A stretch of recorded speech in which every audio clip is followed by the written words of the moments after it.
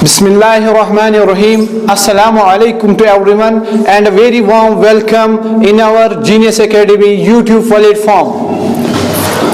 तो बेटा सबसे पहले आपको क्या करना है, सबसे पहले आपको कॉपी और पेन अपने हाथ में उठाना है और जो चीज भी हम यहाँ पे डिस्कस करेंगे उसको आप नोट डाउन करोगे। Myself Anayat Lone and I will teach you. आज पहला लेसन लेने जा रहा हूं मैं सेल बायोलॉजी। तो बेटा क्या हम शुरू करें सेल बायोलॉजी? Yes sir.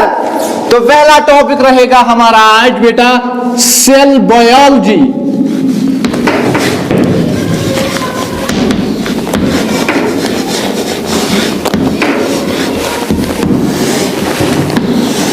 सो बेटा जो भी हम आज पढ़ेंगे ये बहुत ही इंटरेस्टिंग रहने वाला है। क्यों इंटरेस्टिंग रहने वाला है? क्योंकि जो भी क्वेश्चन पिछले सालों से आते गए हैं वो भी इसमें कवर होंगे और जो आने वाले होंगे वो तो डेफिनेटली आएंगे बेटा। तो बेटा सबसे पहला पॉइंट जो हम डिस्कस करेंगे वो होगा study of cell. Study of cell को हम क्या कहते हैं बेटा? स्टडी ऑफ सेल को हम कहते हैं बेटा साइटोलॉजी।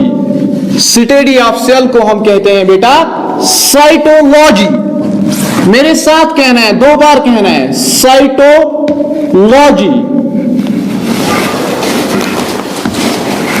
तो बेटा एक बात कहूंगा मैं, एनसीईआरटी ने लिखा है जब आप अपने अराउंड देखते हो, व्हेन यू लुक अराउंड, आप 2 चीजें देखते हो मेनली।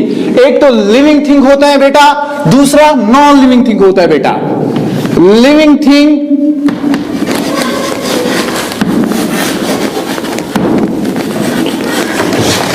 और दूसरा होता है बेटा नॉन लिविंग थिंग।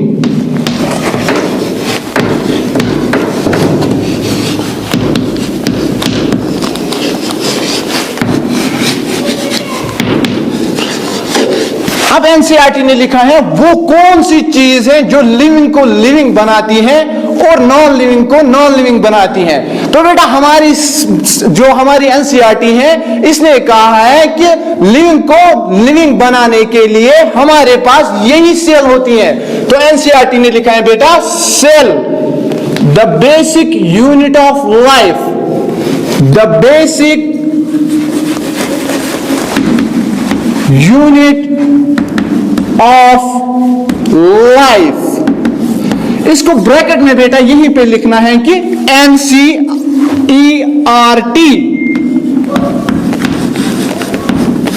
ध्यान रखना है बेटा, अगर हम लिविंग को नॉन लिविंग से डिस्क्रिमिनेट करें, अलग करें, वो कौन सी चीजें हैं जो लिविंग को लिविंग बनाती हैं और नॉन लिविंग को नॉन लिविंग बनाती हैं। इसके लिए बेटा मैं आपको एक फार्मूला बताऊंगा जो आपके पहले चैप्टर में आया है कि लिविंग थिंग के पास 3-4 चीजें होती हैं। गरम, coffee, GRM, C for coffee, G for growth. Living things growth करते हैं, रिप्रोडक्शन करते हैं बेटा, और बेटा मेटाबॉलिज्म दिखाते हैं। और चौथी चीज कॉन्शियसनेस। क्या बेटा? कॉन्शियसनेस। इन चारों चीजों को मैं अंडरलाइन करूंगा यहां पे, क्योंकि एनसीईआरटी ने ये यहां पे चैप्टर में नहीं दिया है। एनसीईआरटी ने सिर्फ एक पॉइंट दिया है कि वो चीज सेल है जो नॉन लिविंग को लिविंग थिंग से अलग करती है। Cell the basic unit of life. इसी बारे में मैं आपको एक और पॉइंट बताऊंगा। सेल है तो आप लिविंग है, सेल नहीं है तो आप नॉन लिविंग है। फॉर एग्जांपल हमारा कोविड-19 वायरस, जो हमारा कोविड-19 वायरस था बेटा, कोविड-19 वायरस, ये बेटा नॉन सेल्यूलर है, इसके पास सेल नहीं होती है, नॉन सेल्यूलर। जब ये बाहर होता है बेटा ये कुछ नहीं कर पाता है। अगर ये किसी टेबल पे होगा, चेयर पे होगा, बुक पे होगा या किसी कपड़े पे होगा तो ये इन्फेक्शन क्रिएट नहीं कर सकता है। इस कोविड-19 वायरस को होस्ट चाहिए। जब इसको होस्ट मिलेगा बेटा तभी ये इन्फेक्शन क्रिएट कर सकता है, तब ये लिविंग बन सकता है। तो बेटा यहां ध्यान से देखना है, एनसीईआरटी ने एक और पॉइंट डिस्कस किया है, इन एनिमेट थिंग। इन एनिमेट थिंग।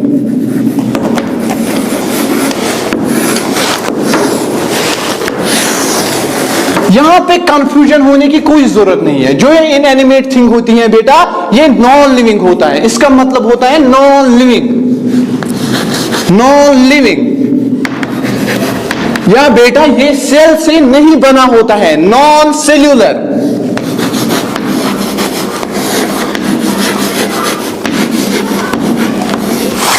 इसके यहां तक बेटा क्लियर हुआ? तो बेटा हमारी एनसीईआरटी कहती है जब आप अपने इर्द गिर्द देखते हो तो आप दो चीजें पाते हो, एक तो लिविंग थिंग, दूसरा नॉन लिविंग थिंग। और जो लिविंग थिंग होता है बेटा, आपने फर्स्ट चैप्टर में देखा होगा, लिविंग थिंग ग्रोथ दिखाता है, रिप्रोडक्शन दिखाता है, मेटाबॉलिज्म दिखाता है, कॉन्शियसनेस दिखाता है। अब बेटा यहां पे ध्यान रखना है, जो एक ग्रोथ होती है बेटा, ये लिविंग भी दिखाता है, नॉन लिविंग भी दिखाता है। रिप्रोडक्शन सिर्फ लिविंग दिखाता है, मेटाबॉलिज्म सिर्फ लिविंग दिखाता है, कॉन्शियसनेस सिर्फ लिविंग दिखाता है। तो बेटा यहां पे जो चीज डिफाइन करती है लिविंग थिंग को, जिससे हमें पता चलेगा कि ये लिविंग है, तो वो तीन ही चीजें हैं। वो बेटा रिप्रोडक्शन, मेटाबॉलिज्म एंड कॉन्शियसनेस। इसीलिए इनको हम बेटे कहते हैं defining features, defining features of living thing. बेटा जो हमारी ग्रोथ होती है ये नॉन लिविंग भी दिखाता है। इसीलिए इस जो ये कैरेक्टर है इसको हम कहते हैं non defining character, non defining character. ये चीज ग्रोथ नॉन लिविंग में भी हो सकती है, इसीलिए इसको नॉन डिफाइनिंग कैरेक्टर कहते हैं। जो ये तीन चीजें हैं, रिप्रोडक्शन, मेटाबॉलिज्म, कॉन्शियसनेस, ये तो सिर्फ लिविंग ऑर्गेनिज्म दिखा सकता है, इसीलिए हमने इसको कहा defining feature of the living thing. तो बेटा यहां तक क्लियर है? Cell the basic unit of life, ये एनसीईआरटी ने कहा है कि लिविंग और नॉन लिविंग में ये डिफरेंस है। इनएनिमेट थिंग इसका मतलब होता है नॉन लिविंग और नॉन सेल्यूलर। तो बेटा यहां तक क्लियर है? यहां तक अब हम रब करें बोर्ड को।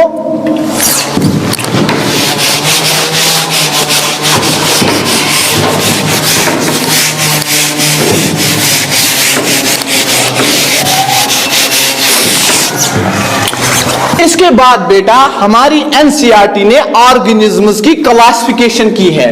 Organisms, organism. तो बेटा हमारी एनसीईआरटी ने ऑर्गेनिज्म को दो हिस्सों में बांटा है। कितने हिस्सों में बांटा है? 2 types of organisms are found. लेकिन बेटा यहां पे ध्यान रखना है, किस बेसिस पे? On the basis of, on the basis of number of cells. कितने सेल एक ऑर्गेनिज्म में पाए जाते हैं? On the basis of that living organisms are divided into 2 groups. The first group is बेटा, पहला वाला ग्रुप जो है वो यूनिसेल्युलर कहलाता है, यूनिसेल्युलर।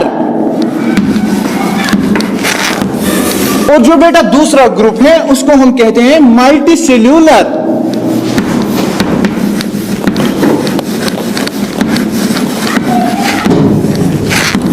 ध्यान रखना है बेटा यहां की तरफ। और जब हम इस यूनिसेल्युलर बोर्ड को देखते हैं तो बेटा ये 2 वर्ड से बना है। किस किस वर्ड से बना है आप ही बताइए बेटा। तो बेटा ये बना है यूनि से। यूनि मीन्स सिंगल और cellular means cell. That means unicellular organisms are defined as organisms which are made up of single cell। तो हमारी एग्जाम्पल क्या रहेगी यहां पे बेटा? आपको तो याद है, 9th में भी पढ़ा है, 10th में भी पढ़ा है। तो हमारी एग्जाम्पल इसमें रहेगी बेटा, फर्स्ट एग्जाम्पल इज बैक्टीरिया, ये एक ही सेल से बना होता है। और दूसरी एग्जाम्पल कौन है बेटा? पैरामीशियम। और तीसरी एग्जाम्पल कौन रहेगी बेटा? एमूबा। और चौथी मोनीरा। 4 एग्जाम्पल्स मैंने यहां पे लिखे बेटा, बैक्टीरिया, पैरामीशियम, एमोबा, मोनिरा। तो ये 4 रहेंगे हमारे यूनिसेलुलर में। फिर अगर हम मल्टीसेलुलर में जाएंगे बेटा, तो multi means, multi word means many, और cellular means cells. Those organisms which are made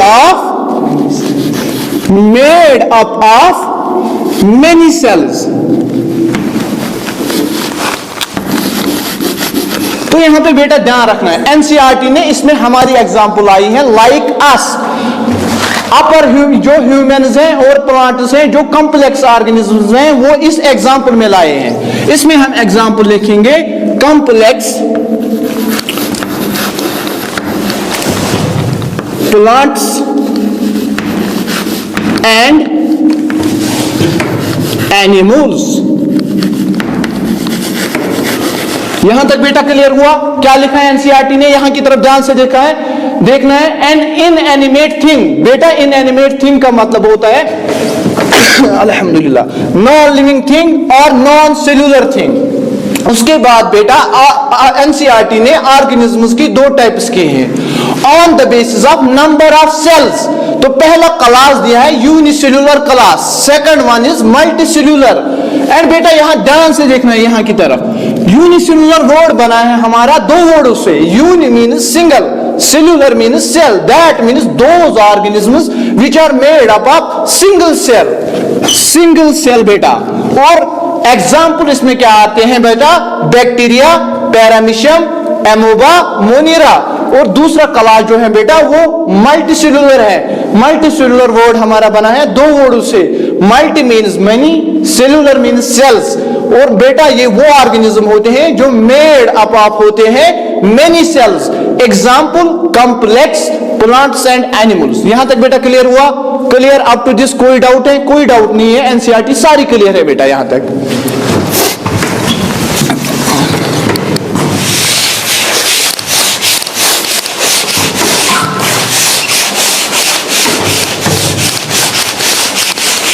बेटा जो अब एनसीईआरटी ने पॉइंट लिखा है ये बहुत ही इंटरेस्टिंग होने वाला है। एनसीईआरटी ने लिखा है anything less than cell does not comprise living।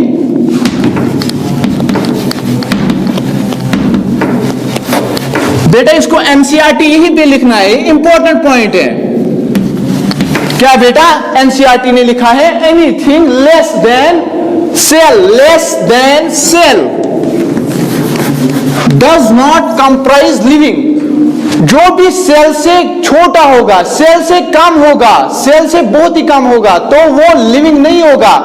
इसकी एग्जांपल ये मैं यहां पे समझाऊंगा। बेटा ये हमारी सेल है, इसके बीच में बेटा क्या होता है बेटा? ये तो सबको पता है, न्यूक्लियस होता है बेटा। Yes sir. और बेटा इसके बाहर क्या होता है? Plasma membrane. क्या होता है बेटा? Plasma membrane. न्यूक्लियस के साथ कौन सा स्ट्रक्चर होता है बेटा? Endoplasmic reticulum. और बेटा इसके ऊपर क्या होता है? Golgi complex. और बेटा इसमें और क्या होता है? राइबोसोम।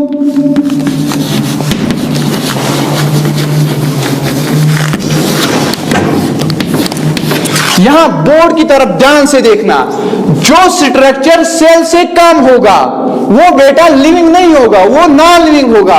अगर हम सिर्फ राइबोसोम को लेंगे तो ये नॉन लिविंग होगा। अगर हम सिर्फ एंडोप्लाज्मिक रेटिकुलम को लेंगे तो ये नॉन लिविंग होगा। अगर हम सिर्फ गोल्गी कॉम्प्लेक्स को लेंगे तो ऑब्वियसली आपका आंसर होना चाहिए बेटा ये नॉन लिविंग होगा, क्योंकि सेल से जो भी कोई स्ट्रक्चर कम होगा वो नॉन लिविंग होगा। एग्जाम्पल के तौर पे बेटा यहां बोर्ड की तरफ ध्यान से देखना है, कोविड-19 वायरस। कोविड-19 वायरस क्यों बेटा?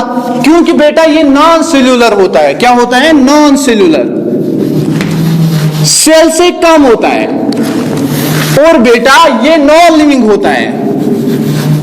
जो मैंने पहले ही बताया बेटा। तो बेटा ध्यान से देखना है, जब इस वायरस को होस्ट मिलता है तो ये लिविंग होता है बेटा। बाद में फिर होस्ट में लिविंग बनता है। होस्ट में क्या बनता है बेटा?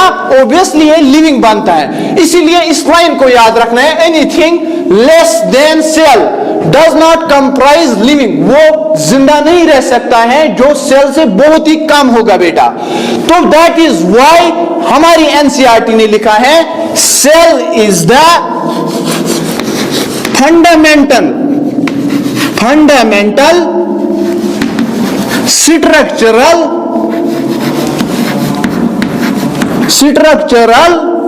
and functional unit of life.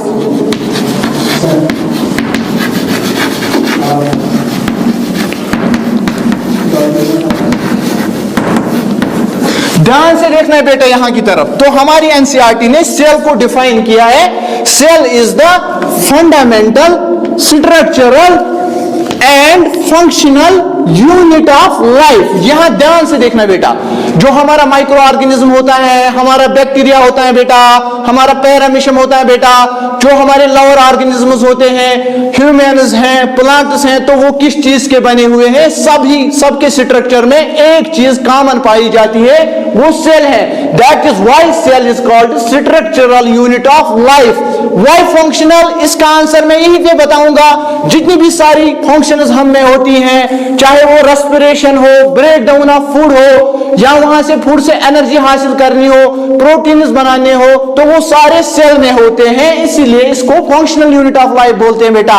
तो बेटा यहां ध्यान से देखना है, जो हमारा एमोबा होता है बेटा, इरेगुलर इन शेप एमोबा, तो बेटा ये फूड पार्टिकल को एनगल्फ भी खुद करता है फैगोसाइटोसिस से, फैगोसाइटोसिस, और बेटा इसको ब्रेक डाउन भी करता है in small particles, break down. और बेटा इसको फिर जो यहां से हमें एक्सक्रीटरी मटेरियल मिलता है, एक्सक्रीटरी मटेरियल, इसको भी बेटा बाहर फेंकता है। सो बेटा फंक्शन, सारे फंक्शन जो इसके लिए इंपॉर्टेंट है, फूड को अंदर लेना, इसको ब्रेक डाउन करना, इससे एनर्जी हासिल करना, और एक्सक्रीटरी प्रोडक्ट जो बनता है उसको बाहर निकालना, ये सब फंक्शंस एक ही सेल में होते हैं। That is why it is called functional unit of life. जो भी हमारी बॉडी की सेल होगी, चाहे वो न्यूरॉन होगी, मसल सेल होगी, इप्थेलियल सेल होगी, उनका अपना अपना काम होता है बेटा। तो उस प्रॉपर्टी को हम बोलते हैं डिवीजन ऑफ लेबर, बंटवारा किसका? काम का बंटवारा बेटा। तो हम में पाया जाता है डिवीजन ऑफ लेबर। तो ये क्लियर हुआ सेल को क्यों बोलते हैं structural and functional unit of life? Clear?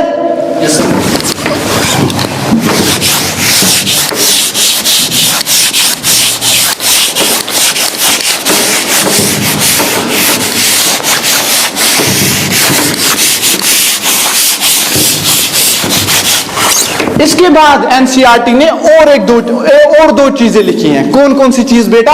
NCERT ने लिखा है कि जो हमारे यूनिसेलुलर ऑर्गेनिज्म होते हैं, यूनिसेलुलर, लाइक जो मैंने एमोबा की डिफिनेशन दिखाई यहां पे,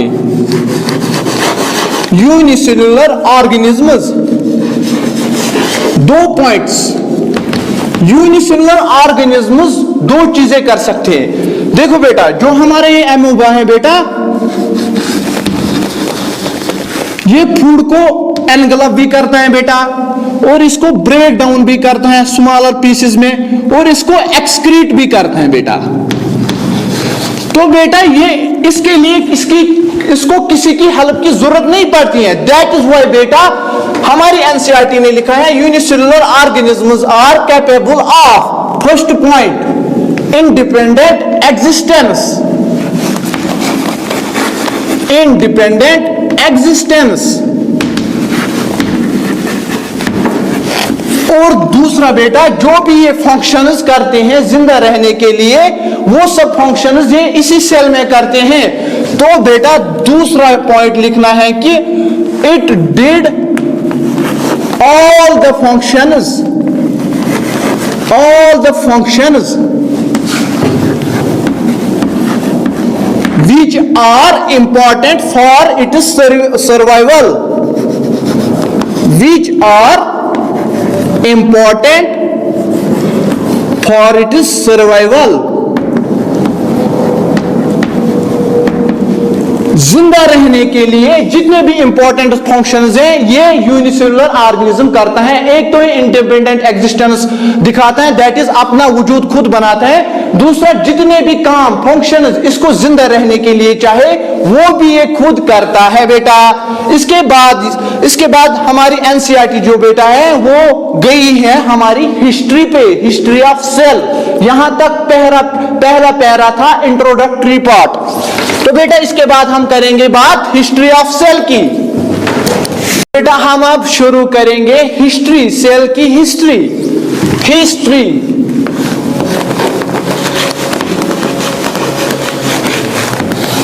सबसे पहले क्या होता है बेटा, सबसे पहले आते हैं रॉबर्ट हुक.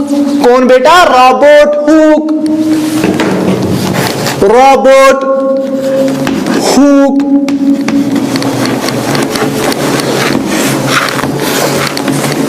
बेटा ये कब आते हैं? रॉबर्ट हुक ये आते हैं ईयर 1665.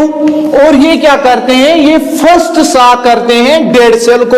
यही एक पॉइंट लिखना है बेटा, ज्यादा फालतू में नहीं जाना है, जो हमारा दिमाग खाएगा उसमें नहीं जाना है बेटा. हमें सिर्फ इतना याद रखना है, ही सा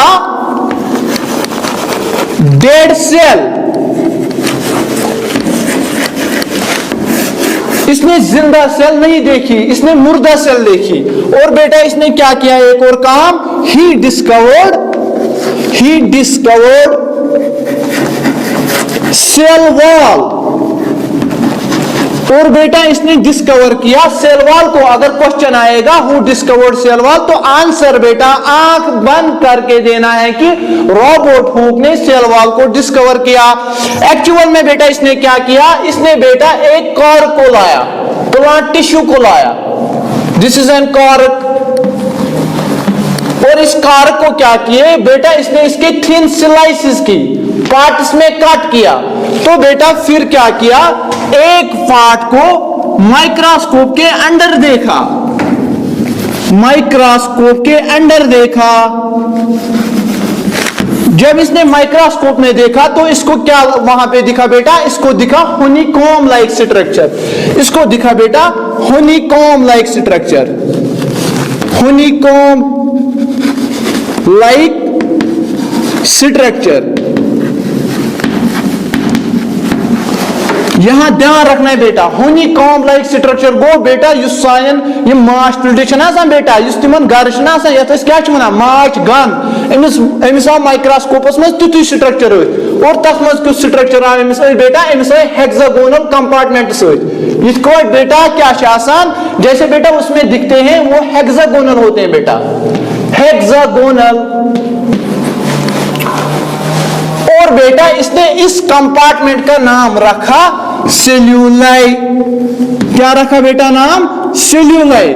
और जिसको हम आज जानते हैं बेटा इस सेल्यूलाई को सेल से. मॉडर्न जमाने में इसी सेल्यूलाई को हम सेल कहते हैं. और बेटा जो एक कंपार्टमेंट था, इसकी जो ये आउटर मोस्ट कवरिंग थी, इसने इसी का नाम दिया सेल वॉल. क्या बेटा नाम दिया? Cell wall. और बेटा ध्यान रखना है यहां सेल वॉल डेड होता है लिविंग. सेल वॉल बेटा ऑब्वियसली आपका आंसर होगा बेटा सर सेल वॉल डेड होता है. That is why he saw first dead cell और ही डिस्कवर्ड सेल वॉल. और इसको कैसे स्ट्रक्चर वहां पे दिखा? Honeycomb like structure.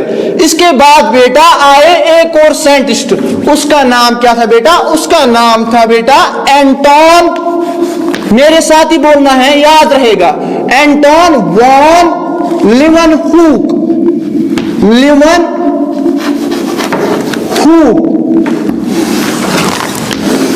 Anton von लीवनहूक कौन शख्स था बेटा? ये कौन सा साइंटिस्ट था? रॉबर्ट हुक ने फर्स्ट डेड सेल देखी है, लेकिन एंटोन वॉन लीवनहूक ने फर्स्ट लिविंग सेल देखी. ही saw and describe describe first living cell.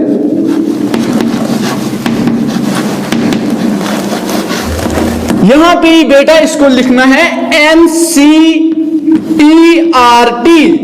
NCERT ने ऊपर वाला नहीं दिया, लेकिन ये वाला दिया है कि एंटोन वॉन लीवनहुक ने, ये पहला शख्स था जिसने लिविंग सेल को देखा, और पहला वो शख्स जिसने डेड सेल को देखा वो रॉबर्ट हुक था बेटा। तो इसके बाद बेटा एक्चुअल में जो ये एंटोन वॉन लीवनहुक था, इसके घर में माइक्रोस्कोप था। ये क्या करता था बेटा, जब भी कोई चीज उसको दिखती थी ये इसको माइक्रोस्कोप के अंदर देखता था। लाइक कभी बारिश होती तो ये बारिश के बूंद को उठाता था, स्लाइड पे रखता था और देखता था, तो उसमें बैक्टीरिया नजर आते थे। और जो हमारे दांत होते ना बेटा, टीथ, इसके इर्द गिर्द जो भी ये कवरिंग होती है बेटा, जो ऊपर से चढ़ती है, ये भी उठाता था और इसको भी माइक्रोस्कोप में देखता था। और इसने स्पोरम सेल को भी देखा बेटा। किस किस चीज को देखा इसने बेटा, एक तो इसने एग्जामिन की रेन ड्रॉप्स, दूसरा बेटा इसने जो हमारी टीथ के ऊपर जो कवरिंग पड़ती है, डिपोजिशंस होती हैं बेटा, डिपोजिशंस, येलोविश डिपोजिशंस हमारे टीथ के ऊपर होती थी। इसने इस चीज को भी बेटा माइक्रोस्कोप में देखा, और एक और चीज को माइक्रोस्कोप में देखा, स्पोरम सेल को देखा बेटा।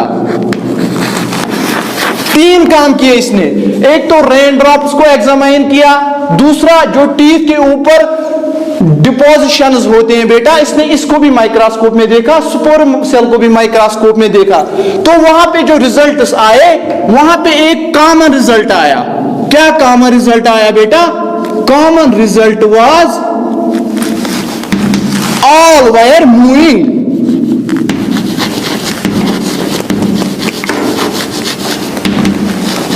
क्योंकि बेटा यहां ध्यान रखना, रेन ड्रॉप में बैक्टीरिया था, स्पोरम सेल थी, और जो हमारी टीथ के ऊपर डिपोजिशन होती है इसमें भी बैक्टीरिया थे, ये सारे मूव करते थे। यही कॉमन चीज वहां पे आई। तो दैट इज वाई मैं आपको एक पॉइंट बताता हूं यहां पे, जो हमारे लिविंग ऑर्गेनिज्म होते हैं वो मूव करते हैं या नॉन लिविंग ऑर्गेनिज्म, तो ऑब्वियसली बेटा आपका आंसर होगा लिविंग ऑर्गेनिज्म मूव करते हैं। That is why he saw and describe first living cell. इसको बेटा सिटार करना है, यहीं पे सिटार करना है, that means it is important. He saw first living cell, और जो डेड सेल देखी पहले वो देखी बेटा रॉबर्ट हुक ने बेटा। इसके बाद एक और बंदा आता है बेटा, उसका नाम होता है बेटा रॉबर्ट ब्राउन।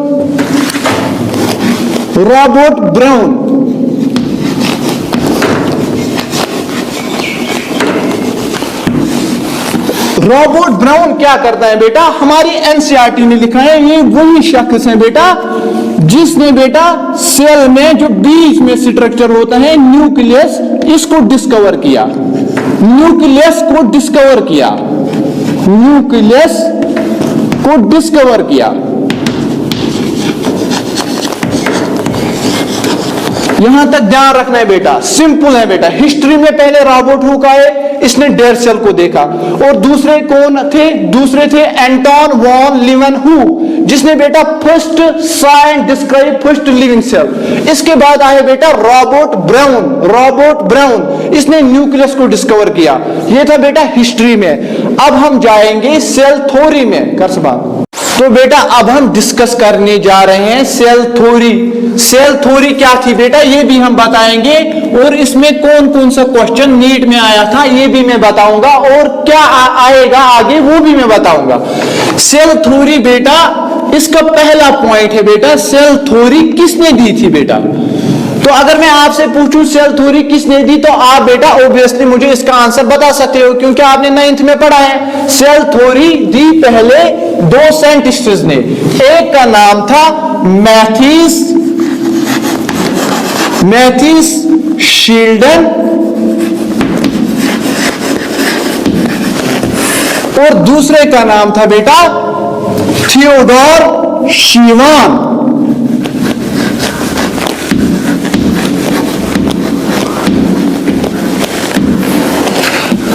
मैथ्यू शील्डन और थियोडोर शीवान।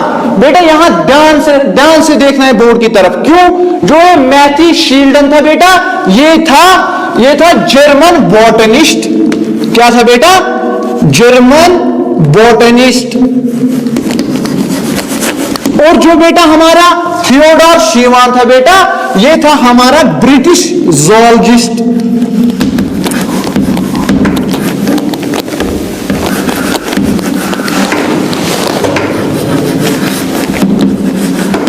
ध्यान से देखना है बोर्ड की तरफ बेटा। जो इसने स्टडीज की, इसने प्लांट्स पे स्टडीज की, और जो ये जोलॉजिस्ट था, इसने एनिमल्स पे स्टडी की।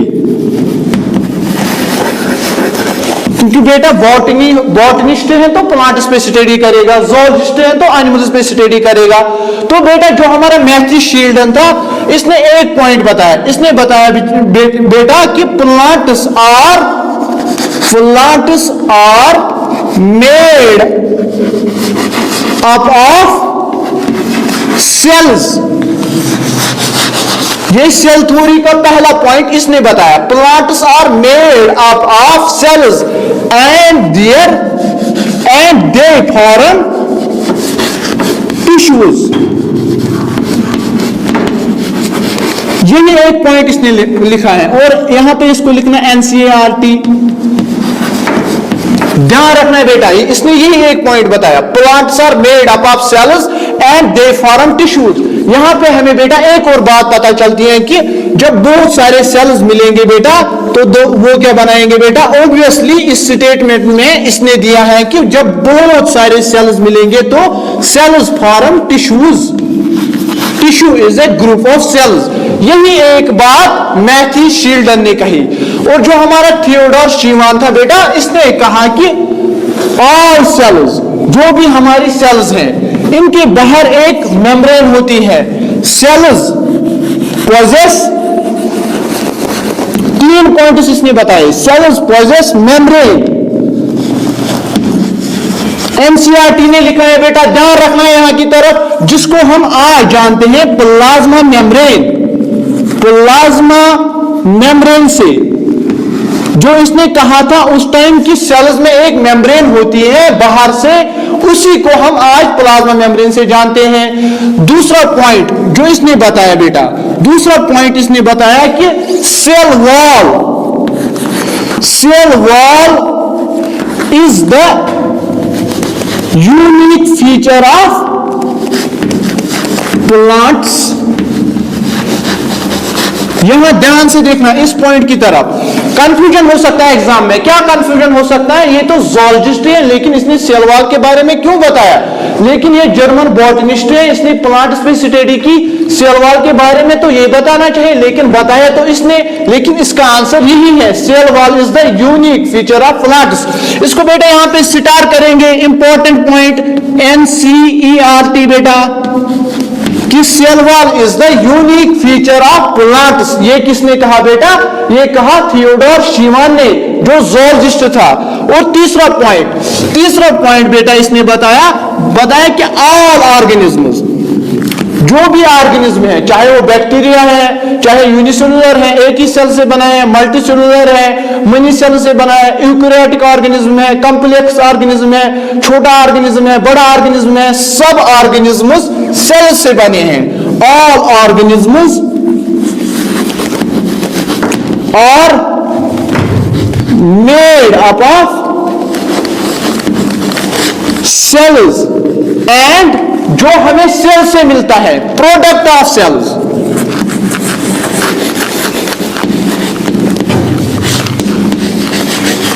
ये थी सेल थ्योरी इनकी। क्या सेल थ्योरी थी? जो जर्मन बॉटनिस्ट था उसने बताया कि plants are made up of cells and these cells form tissues. ये NCERT ने लिखा है। तो यहां पे हमें पता चलता है कि सेल जब मिलते हैं वो टिश्यू बनाते हैं। फिर थियोडोर शीवान ने क्या कहा? ये ब्रिटिश जोलॉजिस्ट थे। लेकिन एक और पॉइंट याद रखना है बेटा, ये 1838 में आए, और जो हमारे ये बंदे थे ये बेटा आए 1839 में। तो बेटा इसने क्या कहा? Sales poses membrane. सेल्स के इर्द गिर्द एक मेम्ब्रेन होती है, जो आज हम जानते हैं प्लाज्मा मेम्ब्रेन से। और cell wall is the unique feature of plants. ये ध्यान रखना है, ये एग्जाम में मिस हो सकता है। ये तो बेटा जोलॉजिस्ट था, जोलॉजिस्ट ने कहा कि यूनिक फीचर ऑफ प्लांट्स, लेकिन याद रखना है जो जोलॉजिस्ट था उसी ने ये बताया कि ये यूनिक फीचर ऑफ प्लांट्स हैं, वरना प्लांट्स तो हम बॉटनी में स्टडी करते हैं। तीसरा पॉइंट इसने बताया all organisms are made up of cells and. बेटा यहां तक हमने सेल थ्योरी को कवर किया।